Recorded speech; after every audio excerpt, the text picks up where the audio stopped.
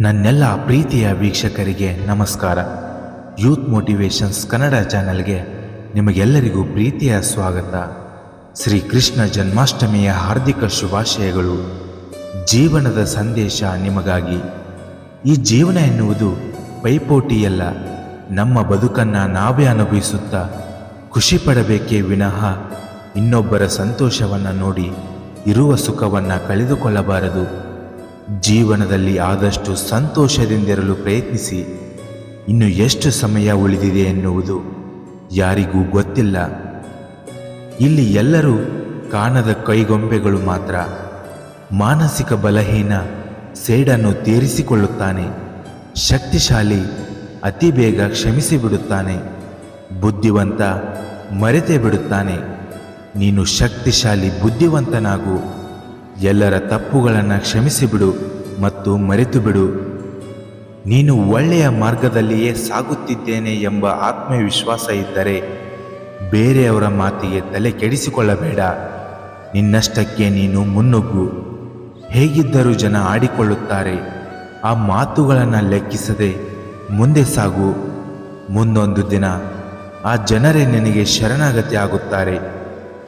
ಪ್ರಾರ್ಥನೆಗಳು ಫಲಿಸುತ್ತವೆ ಎನ್ನುವುದು ಎಷ್ಟು ಸತ್ಯವೋ ಶಾಪಗಳು ಫಲಿಸುತ್ತವೆ ಅನ್ನುವುದು ಅಷ್ಟೇ ಸತ್ಯ. ದಯವಿಟ್ಟು ಯಾರಿಗೂ ನೋವು ನೀಡುವ ಮುನ್ನ ಒಂದೇ ಒಂದು ಬಾರಿ ಯೋಚಿಸಿ. ಈ ಜೀವನದ ಬಗ್ಗೆ ತುಂಬ ಯೋಚನೆ ಮಾಡದಿರಿ. ನಾನು ತುಂಬ ಯೋಚನೆ ಮಾಡಿಯೇ ನಿಮಗೆ ಈ ಜನ್ಮವನ್ನು ಕೊಟ್ಟಿದ್ದೇನೆ. ಈ ಭೂಮಿಯ ಋಣ ಮುಗಿದಿಲ್ಲ ಎಂದಾದರೆ ಎಂತಹ ರೋಗ ಬಂದರೂ ಏನೂ ಆಗುವುದಿಲ್ಲ. ಋಣ ಮುಗಿಯಿತು ಎಂದರೆ ನಮ್ಮೆತ್ತರಕ್ಕೆ ಹಣದ ರಾಶಿ ಸುರಿದರೂ ನಾವು ಉಳಿಯುವುದಿಲ್ಲ. ಧರ್ಮೋ ರಕ್ಷತಿ ರಕ್ಷಿತಃ. ಓದುವುದನ್ನು ಬರೆಯುವುದನ್ನು ಕಲಿಯುವುದು ವಿದ್ಯಾಭ್ಯಾಸವಲ್ಲ.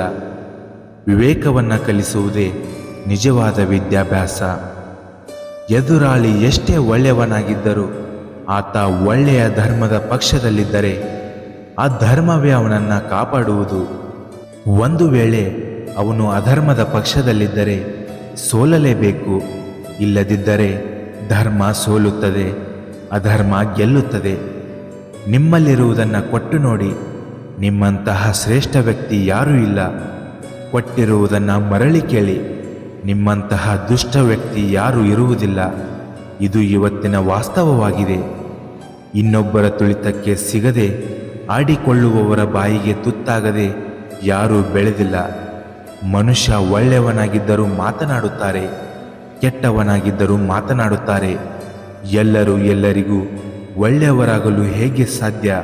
ಹಾಗೆಯೇ ಎಲ್ಲರಿಗೂ ಎಲ್ಲರೂ ಕೆಟ್ಟವರಾಗಿರಲು ಸಾಧ್ಯವಿರುವುದಿಲ್ಲ. ಇರುವುದರಲ್ಲಿಯೇ ಖುಷಿಯನ್ನು ಹುಡುಕಬೇಕು. ಏಕೆಂದರೆ ಸಿಗದೇ ಇರುವುದರ ಹಿಂದೆ ಎಷ್ಟೇ ಓಡಿ ಹೋದರೂ ನಿಮಗೆ ಹೆಚ್ಚು ನೋವೇ ಸಿಗುತ್ತದೆ. ಯಾವ ಕಾಲಕ್ಕೂ ಇನ್ನೊಬ್ಬರ ಮೇಲೆ ಕೋಪಿಸಿಕೊಳ್ಳದೇ ಇರುವುದು. ಅಹಿತಕರ ಘಟನೆ ನಡೆದಾಗ ಕೋಪ ಬರಬಹುದು, ಆದರೆ ನಿಮ್ಮನ್ನು ಕೋಪದ ಕೈಗೆ ಎಂದಿಗೂ ಕೊಡಬೇಡಿ. ಕೋಪ ಬಂದಾಗ ಕೋಪ ಇಳಿಯುವ ತನಕ ಮೌನವಹಿಸಿ. ಅದರಿಂದಾಗುವ ಅನಾಹುತಗಳು ತಪ್ಪುತ್ತವೆ. ಕಾಮ ಕ್ರೋಧದ ಬಗ್ಗೆ ಕೃಷ್ಣ ಭಗವದ್ಗೀತೆಯಲ್ಲಿ ಅನೇಕ ಬಾರಿ ನಿಮ್ಮನ್ನು ಎಚ್ಚರಿಸುತ್ತಾನೆ. ನೆಮ್ಮದಿಯ ಜೀವನಕ್ಕೆ ಕೋಪ ಮತ್ತು ಅಹಂಕಾರಗಳು ಮಾರಕ ಎಂದಿದ್ದಾನೆ. ಏನಾಗುತ್ತದೆಯೋ ಎಂದು ಯೋಚಿಸಬೇಡಿ. ಯೋಚಿಸುತ್ತಾ ಎಂದು ನಿಲ್ಲಲು ಬೇಡಿ. ಏನಾದರೂ ಸಂಭವಿಸಿದರೂ ಅದು ನಮ್ಮ ಒಳಿತಿಗಾಗಿಯೇ. ಎಲ್ಲವೂ ದೇವರ ಇಚ್ಛೆಯೇ. ಜೀವನದಲ್ಲಿ ಏನು ಮಾಡಬೇಕೆಂಬುದನ್ನು ರಾಮಾಯಣ ಹೇಳಿಕೊಡುತ್ತದೆ. ಜೀವನದಲ್ಲಿ ಏನನ್ನ ಮಾಡಬಾರದೆಂಬುದನ್ನು ಮಹಾಭಾರತ ಹೇಳಿಕೊಡುತ್ತದೆ. ಜೀವನದಲ್ಲಿ ಹೇಗೆ ಬದುಕಬೇಕೆಂಬುದನ್ನು ಭಗವದ್ಗೀತೆ ಹೇಳಿಕೊಡುತ್ತದೆ. ತಪ್ಪುಗಳು, ಸೋಲುಗಳು, ಅವಮಾನಗಳು ಮತ್ತು ತಿರಸ್ಕಾರಗಳು ಇವುಗಳೆಲ್ಲ ಉನ್ನತಿ ಮತ್ತು ಬೆಳವಣಿಗೆಯ ಭಾಗಗಳು. ಯಾವ ವ್ಯಕ್ತಿಯೂ ಈ ಅನುಭವಗಳಿಂದ ಹಾದು ಹೋಗದೆ ಜೀವನದಲ್ಲಿ ಗೌರವದ ಸ್ಥಾನವನ್ನು ಪಡೆದುಕೊಳ್ಳಲು ಸಾಧ್ಯವೇ ಇಲ್ಲ. ಮಾನವನು ಜೀವನದಲ್ಲಿ ಮುಂದೆ ಬರಲು ಯಾವ ಪದವಿ ಅವಶ್ಯಕತೆ ಇರುವುದಿಲ್ಲ. ಒಳ್ಳೆಯ ಮಾತು, ಒಳ್ಳೆಯ ವಿಚಾರ, ನಿರ್ಮಲ ಹೃದಯ ಮನುಷ್ಯನನ್ನು ಉನ್ನತವಾದ ಸ್ಥಾನಕ್ಕೆ ಏರಿಸುತ್ತದೆ. 1,00,000 ರೂಪಾಯಿಗೆ ₹1 ಕಡಿಮೆ ಆದರೂ ಅದು ಲಕ್ಷ ಅನಿಸಿಕೊಳ್ಳುವುದಿಲ್ಲ. ಹಾಗೆಯೇ ನಾವು ಎಷ್ಟೇ ಸಂಪಾದನೆ ಮಾಡಿದರೂ ಸಂಬಂಧದಲ್ಲಿ ಪ್ರೀತಿ, ದೇವರಲ್ಲಿ ಭಕ್ತಿ ಇಲ್ಲದೇ ಇದ್ದರೆ ಆ ಬದುಕು ಪೂರ್ಣ ಎನಿಸಿಕೊಳ್ಳುವುದಿಲ್ಲ. ನಿಮ್ಮ ಒಳ್ಳೆತನವನ್ನು ಸಾಬೀತುಪಡಿಸುವುದರಲ್ಲಿ ಯಾವುದೇ ಪ್ರಯತ್ನ ಬೇಡ. ನಿಮ್ಮ ವ್ಯಕ್ತಿತ್ವವು ವಿಶೇಷವಾಗಿದ್ದರೆ ಆ ಸಮಯವೇ ನಿಮ್ಮನ್ನು ಯೋಗ್ಯರನ್ನಾಗಿಸುತ್ತದೆ. ಪರಮಾತ್ಮನು ಕೆಟ್ಟವರನ್ನು ಕೊಂದು ಈ ಭೂಮಿಯ ಮೇಲೆ ಧರ್ಮ ಸ್ಥಾಪನೆ ಮಾಡುವುದಿಲ್ಲ. ಬದಲಾಗಿ ಕೆಟ್ಟವರಿಗೆ ತನ್ನಲ್ಲಿರುವ ಜ್ಞಾನವನ್ನು ಕೊಟ್ಟು ಒಳ್ಳೆಯವರನ್ನಾಗಿ ಪರಿವರ್ತಿಸಿ ಈ ಭೂಮಿಯ ಮೇಲೆ ಧರ್ಮ ಸ್ಥಾಪನೆ ಮಾಡುತ್ತಾನೆ. ಹಿಂಡಿದ ಹಾಲು ಹೇಗೆ ತಕ್ಷಣವೇ ಮೊಸರಾಗುವುದಿಲ್ಲವೋ, ಇಂದು ಮಾಡಿದ ಪಾಪ ಕೃತ್ಯಗಳ ಫಲ ತಕ್ಷಣಕ್ಕೆ ಅನುಭವಕ್ಕೆ ಬರುವುದಿಲ್ಲ. ಅದು ಬೂದಿ ಮುಚ್ಚಿದ ಕೆಂಡದಂತೆ ಸರಿಯಾದ ಸಮಯವನ್ನು ನೋಡಿ ಸರಿಯಾಗಿ ಸುಡುತ್ತದೆ. ಶೂನ್ಯಕ್ಕೆ ಬೆಲೆ ಬರುವುದು ಅದರ ಹಿಂದಿನ ಅಂಕಿಯಿಂದ. ಮನುಷ್ಯನಿಗೆ ಬೆಲೆ ಬರುವುದು ಅವನ ಹಿಂದೆ ಇರುವ ಭಗವಂತನ ಸಹಯೋಗದಿಂದ. ಬೇಡವೆಂದವರಿಗೆ ಭಾರವಾಗುವ ಬದಲು ಬೇಕೆನ್ನುವವರಿಗೆ ಬೆಳಕಾಗಿ ಬದುಕುವುದು ಒಳ್ಳೆಯದು. ಹೊಡೆತಗಳ ನೋವನ್ನು ತಡೆದುಕೊಳ್ಳುವ ಶಕ್ತಿಯನ್ನು ನೀಡುವ ಭಗವಂತ ಸಮಯ ಬಂದಾಗ ತಿರುಗಿಸಿ ಹೊಡೆಯುವ ತಾಕತ್ತನ್ನು ನೀಡುತ್ತಾನೆ.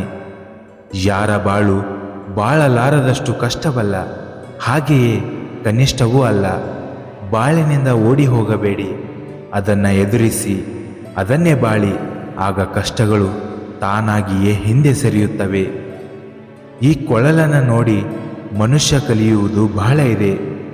ಕೊಳಲಿನ ಅರ್ಧ ಭಾಗದಷ್ಟು ರಂಧ್ರಗಳೇ ಇದ್ದರೂ ಕೂಡ ಅದು ಮಧುರವಾದ ಸಂಗೀತವನ್ನು ನೀಡಬಲ್ಲದು.